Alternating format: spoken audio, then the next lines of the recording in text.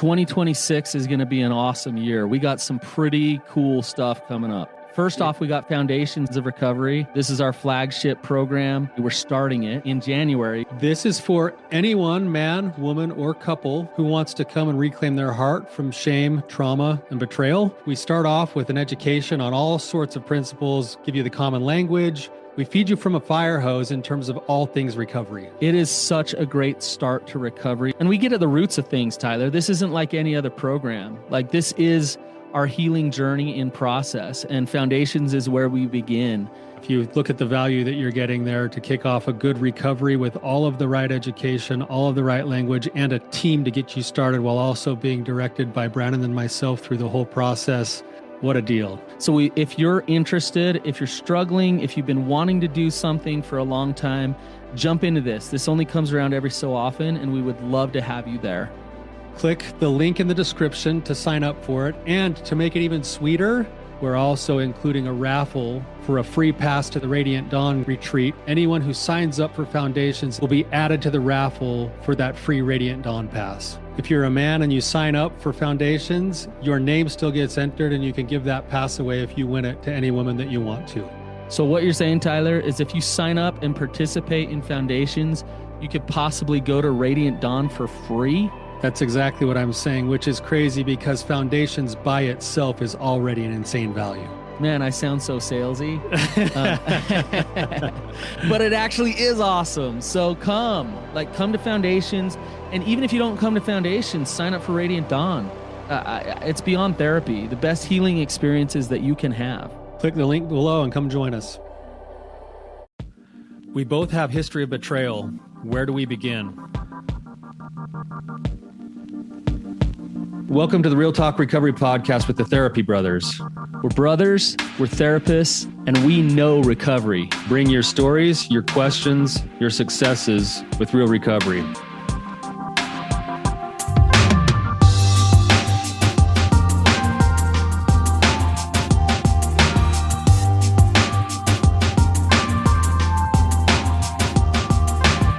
Welcome to 2022. 2022. This is the first time we're recording since the new year. Yeah. Happy New Year. Happy New Year to you too, man. Was it a good one? Did you party hard or what? We had an awesome New Year. I know you can get a little wild. Yeah, you get a little wild when you got four daughters playing Just Dance for most of the night. Yeah. Well, speaking of wild, I was down at the Rose Bowl. That was a wild game. Yeah, it was awesome though. It was a lot of fun. So with my family and stuff. So we both been with our kids, our families. Nothing better than that, right? Yeah, it was a great holiday. I'm glad you had a good time too. Yeah. Okay. Well, I say we dive right into it. Let's jump back in. We got some good questions. We got a great guest on today. So Amanda, welcome to the show. It's good to have you. Thank you. Thank you for having me. Yeah. If you could just give us a bit of a background as to what's going on with you, and then ask us any questions that you have.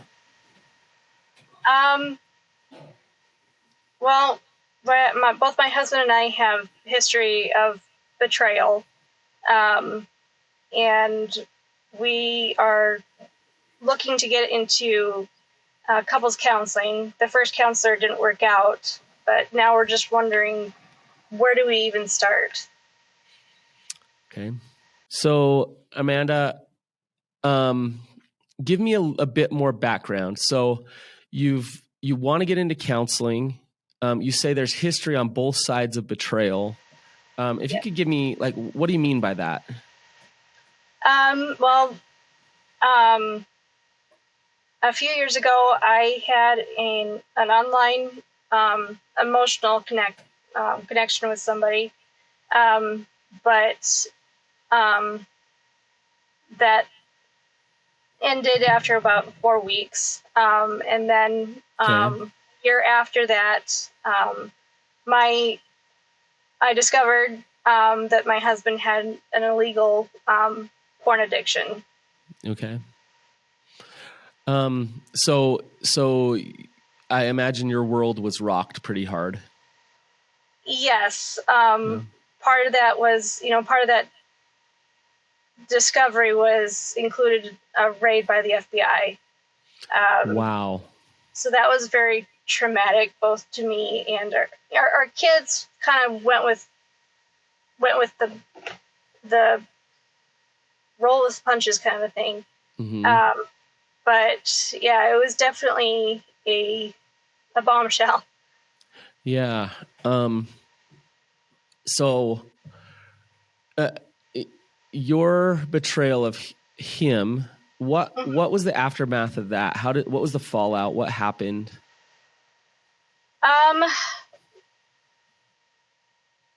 Well, I ended it, and he's always been one to compartmentalize.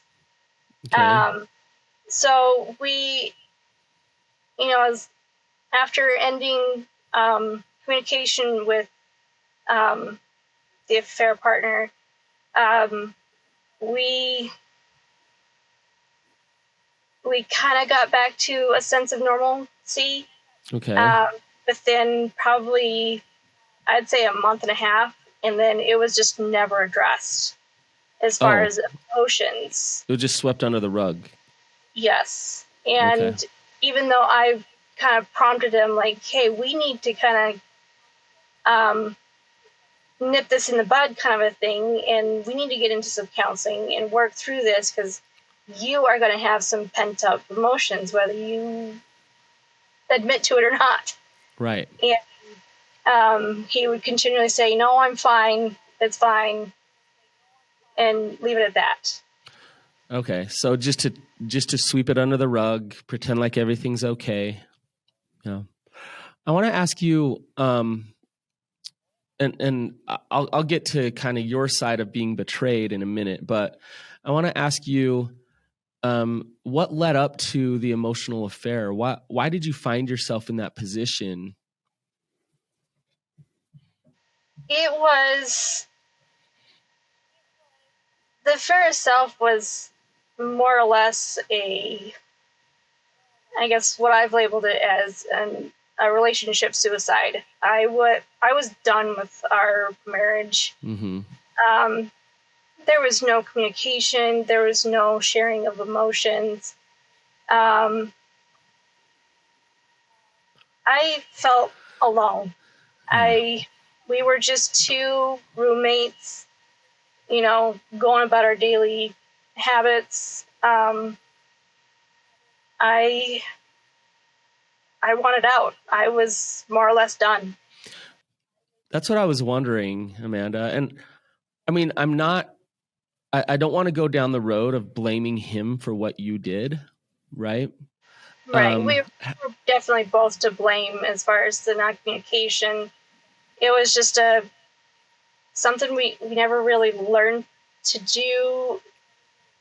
And I take full responsibility, Right.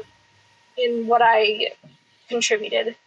Sure. And I think we could put the blame to the side for a minute and just look at how desperate you were feeling and how alone you were feeling, and could you have handled it differently? Could you have communicated to him, had more boundaries, kind of stepped into the conflict of how that might feel for him? Sure, you could have.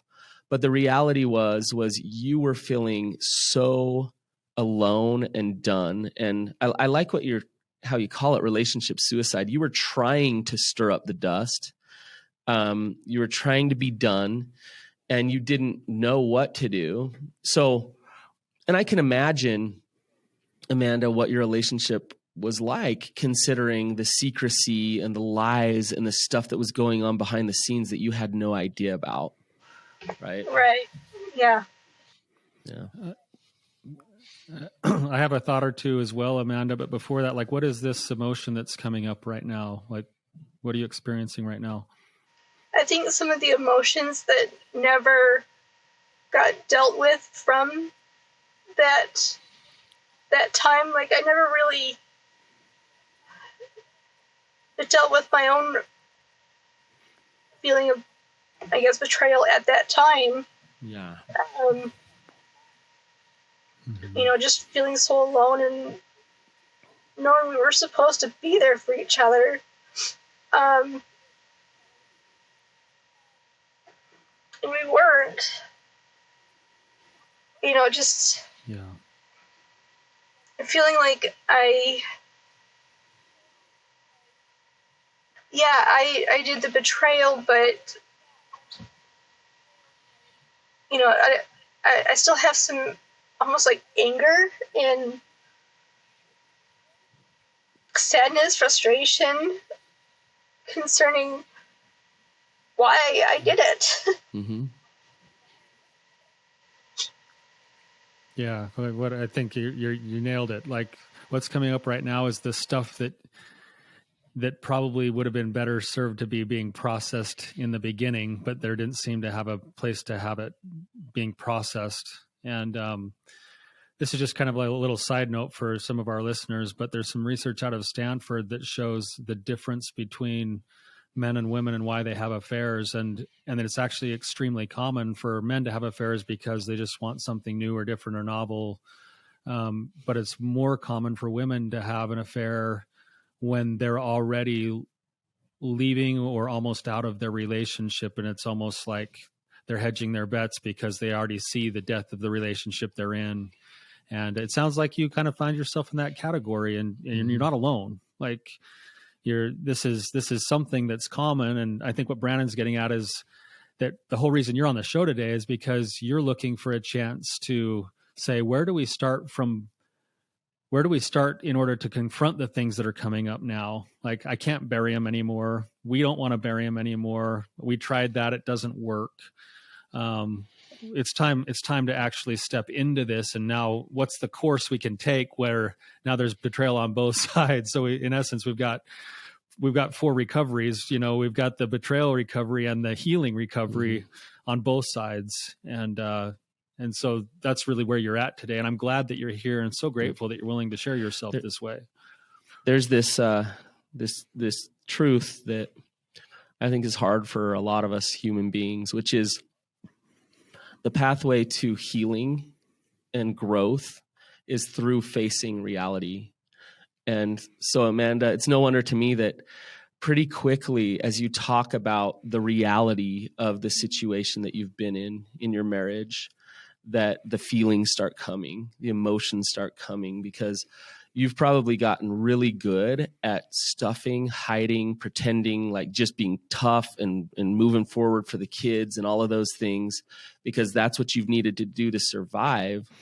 But in some ways, you're kind of answering your own question of where do I start? How do I start to move forward? And one of the first places to start is to actually grieve some and to feel the pains of the reality of the situation that you've been in, and to fully process those feelings.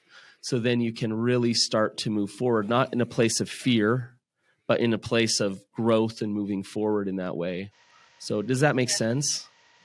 Yeah, it does. Yeah. So get us up to speed a little bit, Amanda, on what's going on with him and kind of your relationship now. Do you want to make it work with your husband? Is that the ultimate goal? Where are you at with things right now?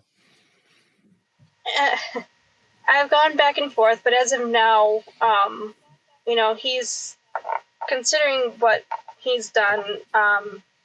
He's been through a psychological evaluation, and he falls in a very small category of people that are likely to make a full recovery and actually succeed in not reoffending. And I knew that. I knew that he's not capable of hurting someone. He just got caught up in the addiction of porn, and it went too far.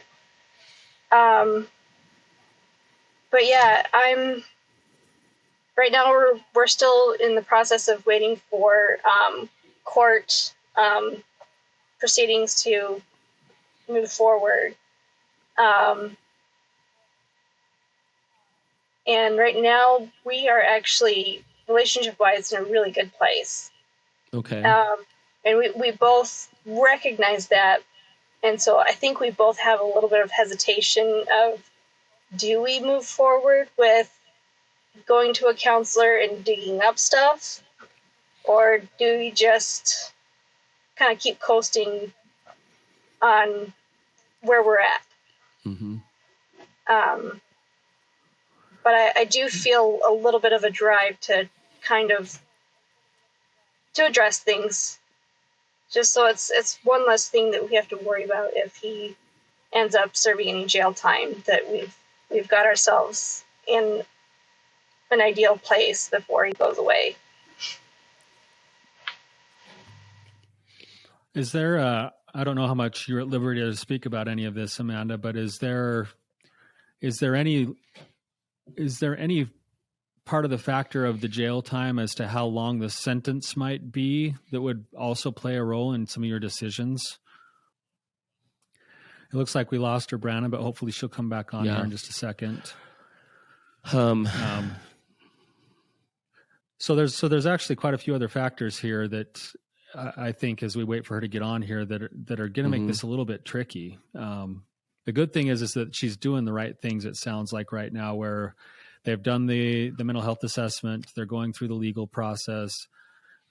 Sounds like there's some level of work happening on their recoveries and also maybe on their relationship right now with what she's saying. I'm curious to know what else. What she just said is really interesting to me. Of, he's gone and dealt with it with the legal system. Their relationship's in a pretty good place right now. And so why not just kind of pretend like everything's okay and move forward?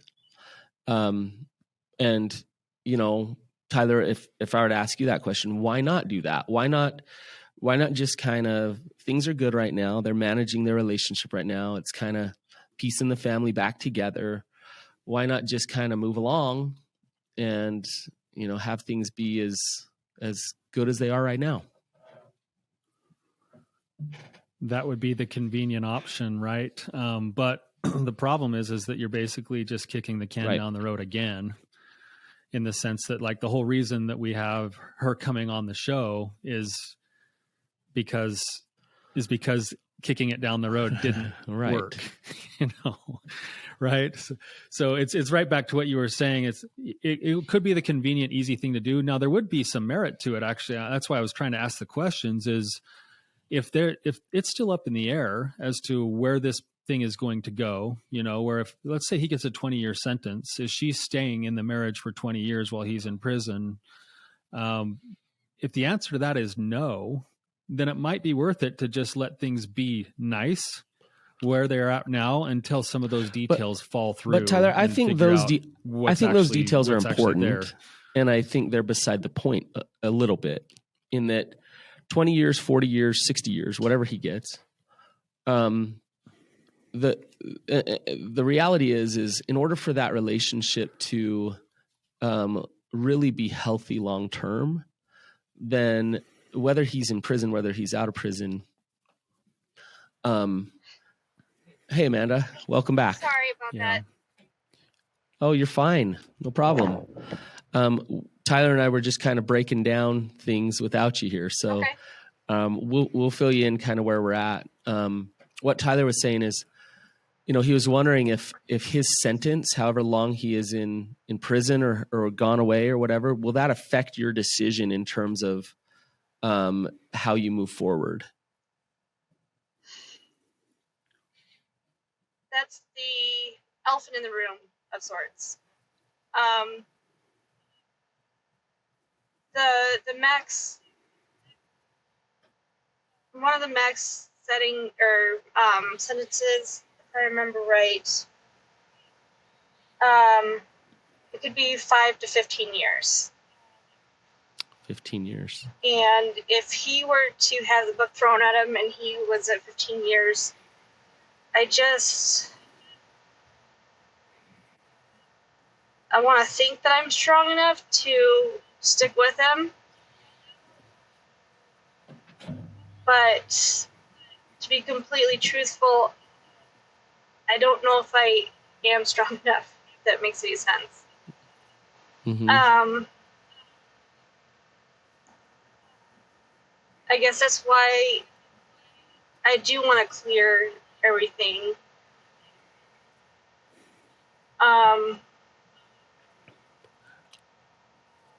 At this point, Amanda, that's kind of out of your control, right? Right. Like the judge is going to make that. So in this moment, what you can do is say, okay, I'm going to move forward as if we are going to be together because I want to be, you know. Mm-hmm. We'll see what happens when that number comes in, right? Of how long he's gone. Right. I tell myself if it's around 5 years, I can suck it up. You know, I got to do this. Okay. But if it's longer, it's just, you know, my kid's missing out on a father figure, and just having that male influence in their life that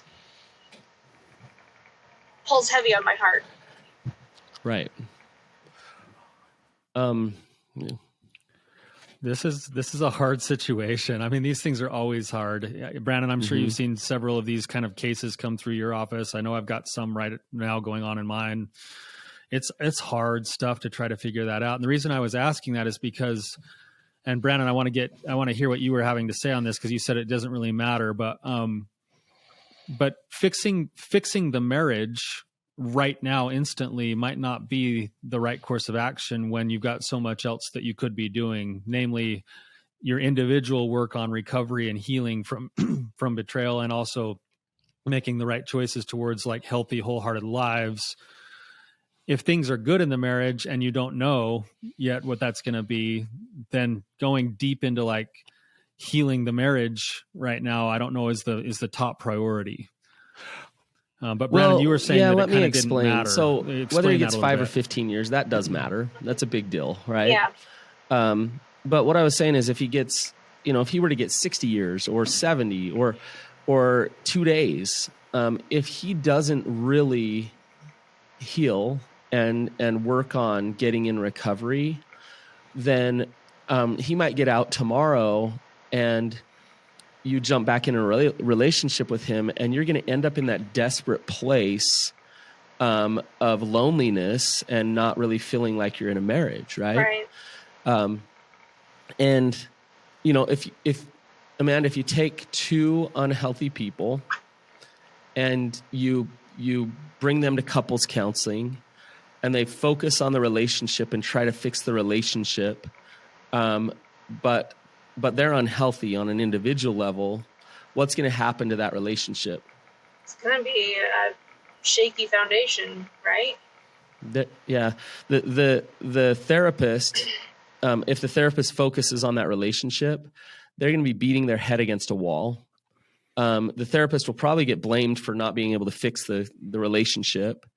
And the couple is going to be extremely frustrated because they're still not going to get their bids met for connection from the other party, because the ability to be vulnerable and intimate and connect is not there because of the unhealthy ingredients, so to speak, the two parties coming into the relationship. So what Tyler's saying is very, it's very true. Of, you want to look at this and say, okay, this whole thing's happened. You've been married for how long?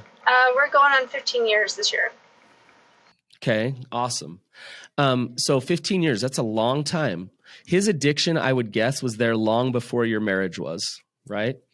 So he brought that in, right?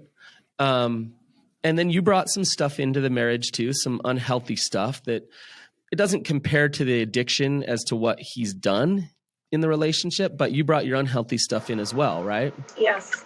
And so all of this stuff, I hate to tell you, Amanda, you got hit hard with consequence. Like, boom. All of this stuff, though, is like, now it's blown up. Suicide to the relationship. It's happened. The old relationship's over and done. Okay. Now you can jump right back in and create a very similar relationship. Or you can say, no, I'm going to back up here. Amanda's going to be healthy. and I'm going to have a man who's either going to love this healthy me, and be as healthy enough to be able to do that, or I'm not going to be in a relationship with a man who can't. Whether it's my husband who gets out of prison or whether it's a future guy that I meet, whatever, right? I'm going to be that type of person who doesn't find myself in the situation where I'm desperately reaching out because I'm so lonely and so desperate, right? Do you see what I'm saying? Yeah. Yeah. Brandon, why do I have the AI song Dead and Gone going through my head right now? What do you mean? The whole lyrics to that song is the old me's dead and gone, and he's creating a new life for himself. And I think really what you're getting at here with this, Brandon, is that if the focus here is to go into marriage therapy, that's not the right thing right now, because right now what needs to happen is that Amanda at a minimum needs to be figuring out who she wants to be, the kind of life she wants to live, focus on her own healing. And part of that would be that she deserves to be in a relationship with a man who is committed to being healthy himself. And if there's a level of commitment that she senses and feels and sees, that's going to help influence her decision as to whether or not she stays or goes based off of her getting into her own good health. Right. And so not only is there the dead and gone of the relationship, there's actually in some ways the dead and gone of the way of life of both individuals in that relationship. And if both are committed to a new life, then there's hope there. But if there's only one side of commitment there's not to hope that for the whole relationship. New life, then the relationship is I not will say going to this survive. much. The original D-Day was October 1st of last year. So we've been dealing with, the evaluation and the court proceedings, and he's been in counseling since that December afterwards. So he's been working on himself, and he's this is the most, even though he's still guarded, this is the most open I've seen him ever. And for the most part, open to not criticism. Criticism is the wrong word, but the help and the input of his counselor and those around him. He's still got a little ways to go with that, but he's committed to his recovery, which is really, it took him a while to kind of really commit, but now that he is, I guess that's why I've decided to stay as of now. I would just say, just as a word of caution, I think it can be this is a side note. I think it can be extremely courageous and loyal and for you to stay in, and it's going to take a lot of strength, right? I don't think there's anything wrong with you staying at all.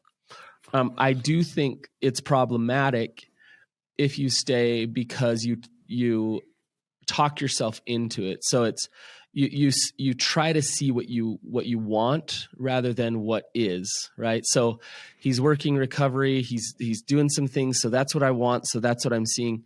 I'm not saying he's not, right? Yeah. But the reason why your work and you getting as healthy as you possibly can be is so that you can fine-tune that intuition and that discernment to be able to be very honest with yourself about what you feel. And your actions aren't done out of fear of like, yes, I want to keep the family together and we're going to piece this. Yeah. It's done out of power. You're stepping into a powerful place of honesty with yourself.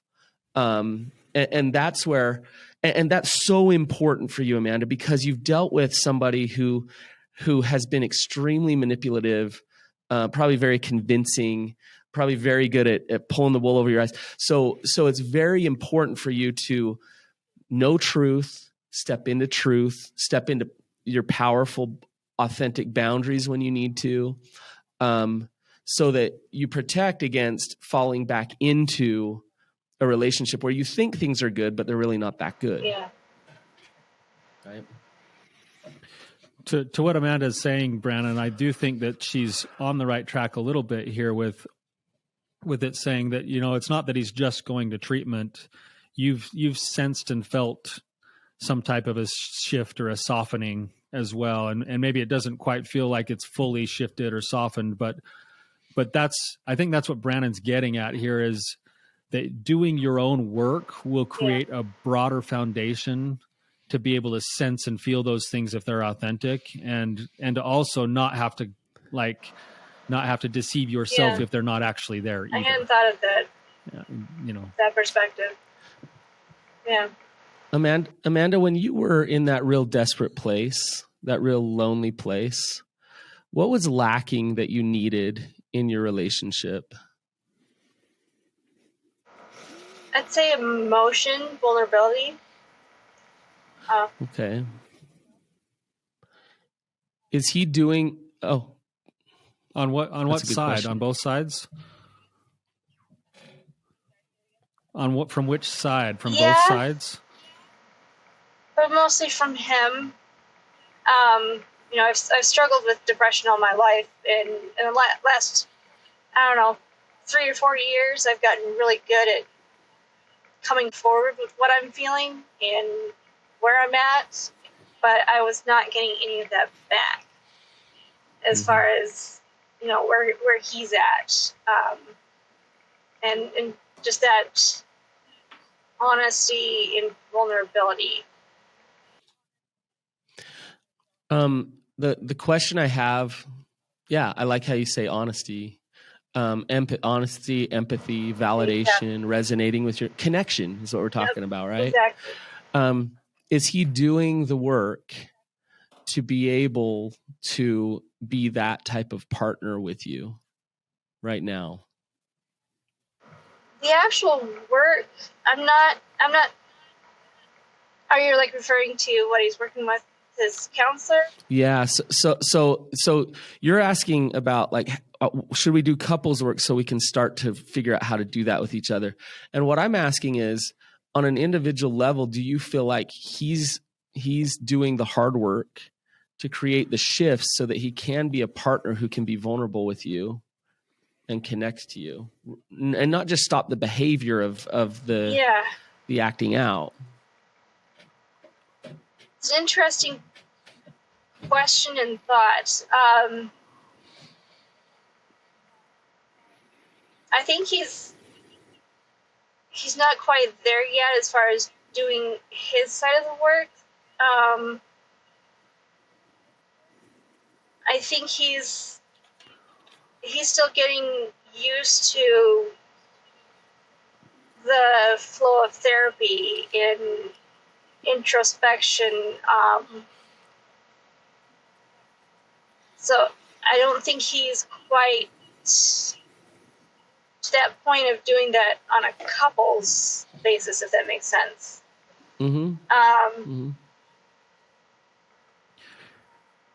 Yeah.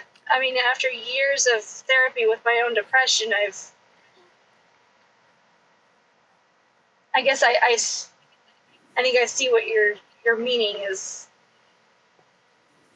seeing his contribution. And I mean, a lot of it is still coming from me as far as, let's listen to this podcast. Let's do this workbook, or this, let's, do something there. Let's talk. That for the most part comes from me. So. And I think Brandon's also getting at, it's not, maybe Brandon, you weren't getting at the specifics of which workbook or this, that, the other. What you're saying is it's going to be impossible for the relationship to heal itself unless there's a commitment to shame resiliency, meaning he's leaning in his work saying, okay, I'm going to confront my darkness. I'm going to learn how to speak it. I'm going to learn how to practice empathy. I'm going to learn how to be vulnerable myself. I'm going to learn how to be able to hear something from my wife that doesn't feel good, but still be able to hold the space that I need to. And too often what I think happens in relationships, especially in recovery like this, is that, say a husband will get into the recovery process and he'll be going to work on the sobriety part of things, but never really address all of those other things with the shame resiliency. And so then there is never a place for that work to be done in the marriage because the shame hasn't been learned to be managed yet. So basically every time, Amanda, you go to your husband and you say, hey, let's talk about our feelings, what likely he hears is, let's hear about how I've screwed everything up and how terrible I am. And then I'll either disappear or I'll get defensive. And unless there's a commitment to saying, oh, I can hear her feelings and not take it personal, that work is going to be really difficult. He's not the type he doesn't take things incredibly personal sometimes, but he's just like one of those where it just kind of bounces off of him. That makes sense. And, he'll hear it, but he won't hear it, if that makes sense. Yeah. And times he does, and then, but yeah, like you said, he can get into a defensive place, and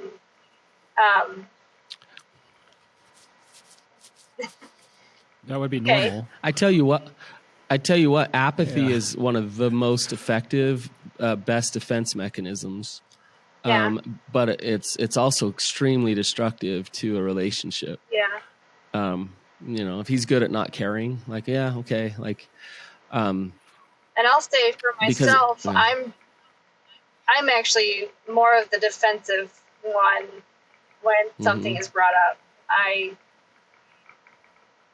I'm working on it, but I get pretty defensive.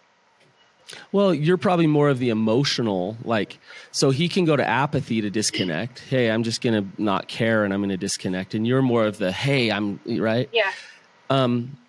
So Amanda, kind of what Tyler was saying, this runs deep.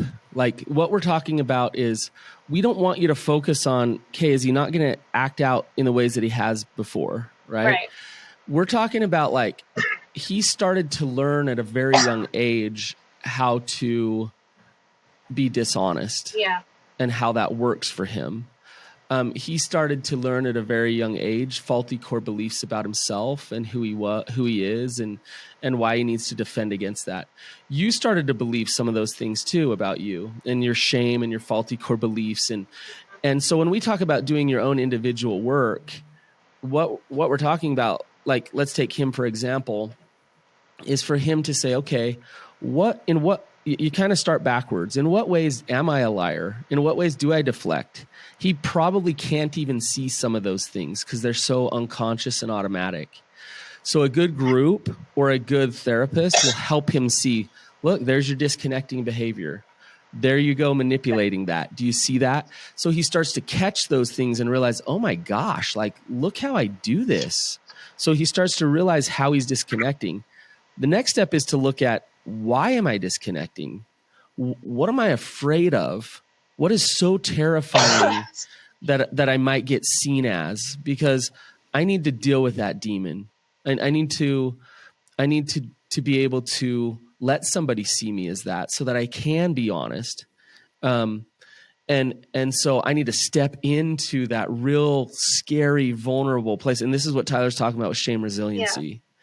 Is to, okay, my wife might see me as a pervert or as a failure, and she's mad at me right now. So instead of lying and manipulating or brushing it off, I'm going to actually step into some empathy to her emotion about how she's feeling, because that I'm strong enough to do that now. That's what you want to feel from him. Okay. But that takes work to get to that place. And that work is deep-rooted seed work, right? So, and it's a process. So it's not like us having this conversation and you going and saying, "Oh, I just need you to do this stuff now." Tomorrow, he's going to be like, "Oh, hey, tell me about it. I can't wait to hear what you think of me." That's gonna be a process. And if there's a commitment to that process, then it's okay to then both of you be doing your own process while still in the relationship. If there's not a commitment to that process, it's going to be a long, hard road, or it's going to probably not break the way that either of you guys want it to. Since we've both been, since he has started his counseling, and I've been in counseling all along, and doing a lot of introspection, at least for myself, I think that's why our relationship is as good as it is right now. Mm-hmm. Good. Yeah. Amanda, are you doing any trauma work yourself? Like EMDR, ART, parts work, or anything like that? I had started EMDR with someone, and then I was working with another lady, and she's supposed to be a trauma therapist, but we really haven't addressed any of the trauma, really. Okay, I'd encourage you to kind of kick your therapist's butt a little bit and go in there and say, I want to work on the trauma. Like whatever your trauma is, whether it's your childhood trauma or your betrayal trauma, like I'm here to address that. I want to face it. I want to deal with it.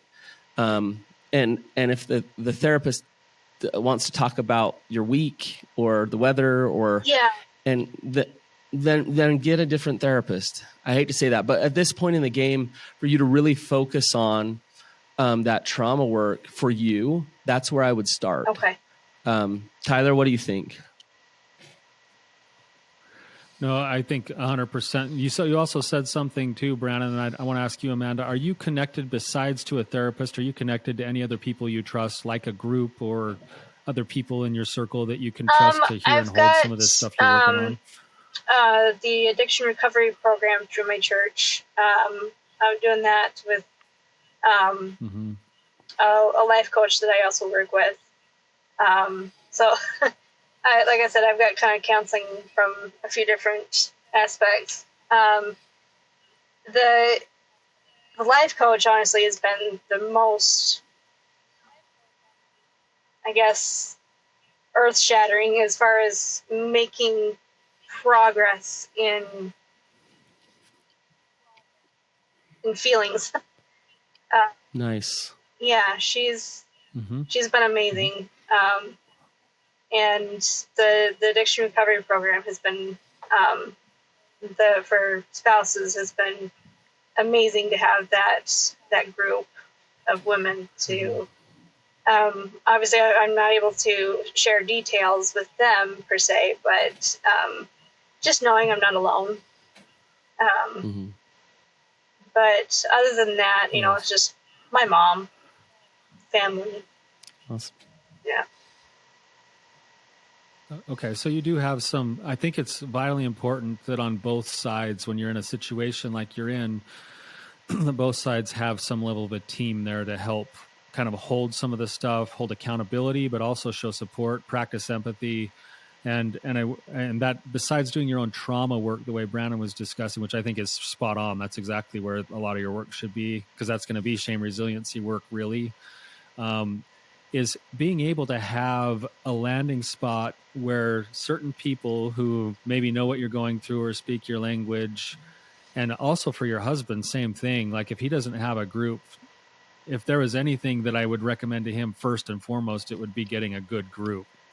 And I might even look into like something a little bit more intensive than just like a support group, because he's going to need someone to hold some of those vulnerabilities as they come out and show him that they still love him and that they still matter, that he still matters to them, and hold him accountable. And that's going to help with the shame resiliency in addition to all the other work. And it's also going to bring the accountability piece, which is extremely unfortunately important he's got his family, but that's kind of what created some of those issues in the first place.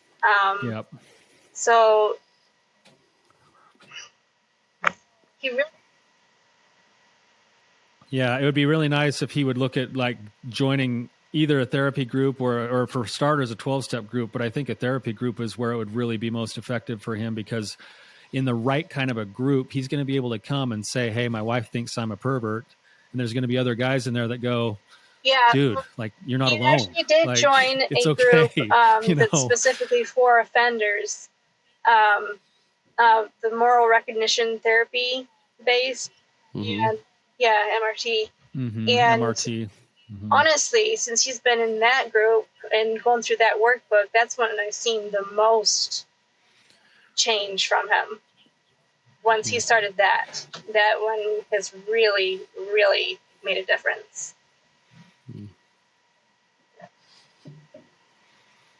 Okay. Yeah. And I think it's just more in terms of principles. So when we talk about building a team, there's a few principles that I always kind of refer my clients to think about is, one, is this person willing to learn what I'm going through and be able to speak my language, understand the principles of it. So they're not just giving me some like backwards advice because they've been willing to learn and insert themselves. Number two, can they be trusted and hold my information and not share it everywhere? Number three, can they balance showing empathy but also pushing me for change, right? So that you're getting both of those things. And then four, they'll respect me to make my own decisions and not try to control what I do. And if you find any people that meet those criteria, that's a good place to start. And that's why something like a group is a good place to start, because it sort of tries to build those things in right off the bat. But if you have other people, that's fine too. You just need a team. I think that's definitely something he's kind of lacking. He's got the MRT group, but outside of that, he really doesn't have, I guess, anybody of quality. For lack of a better word. I just want to kind of back up and take a view of kind of our conversation for a second, Amanda. So to get to the answer to your question is, it can be kind of frustrating a little bit, I think, when it's like, man, I want to work on this relationship. And it's, hey, we've gone to couples counseling. How do we get started as a couple? And Tyler and I have kind of like, in a way, been like, yeah, that's great. Couples counseling, don't do that. Focus on yourselves. And now we're going through this list of like, what is he doing? What groups is he doing? How is he? But the fact of the matter is we really don't want you to do more damage to yourself, or waste time and money that's not going to work until you really do start to, on both ends, him and you, get that recovery capital, get the tools in place for you to learn how to process emotion and be honest with your emotions and listen to what they're telling you. Mm-hmm. That's awesome. If you're doing that work right now, that's awesome. Yeah. Pretty proud of it. But yeah, good job. So stay in that process for now. Yeah. Like that's where you need to be right now, and to focus on you being healthy and you moving forward and kind of letting go of the relationship in some way. Like, okay, it might work, it might not work. Okay. But I'm going to be solid, and you can work with him logistically. Like, yeah, we're married still and we have a relationship and things are good right now. Yeah. But we're not going to do this deep work until I really feel solid within myself. Yeah. That's where you start. I use an analogy sometimes where it's like if you're driving down the road and you've got a little bit of traffic on the road, you got to deal with the traffic that's right in front of you, even though off to the left-hand or right-hand side up in the distance, there's some other stuff there that's going to need to be dealt with. Or maybe there's storm clouds up ahead that need to be dealt with. It's still in the picture. Yeah. Like your marriage is still in the picture. It just needs to be to be in the peripheral just a little bit, because the place where you guys are at is building foundations that will allow you to address that marriage stuff. And if you'll both be willing to do that, then eventually as you drive, you're going to get to that target and you're going to have to deal with it. So in the meantime, it's part of who you are because you're a wife. It's part of who he is because he's a husband. You should both focus on being the best wife or husband that you can possibly be, and put the fixing of the marriage just out to the peripheral while you both establish some shame resiliency. Yeah, it does. Does that make sense? It really does. Yeah. All right, Amanda. Well, with that, we're running out of time. It's been great talking to you today. Thank you for having the courage to come on and to ask your questions and to share with us some of your story. All right. Thank you. Have a good one. We'll see you. Okay. You're awesome, Amanda. Thank you.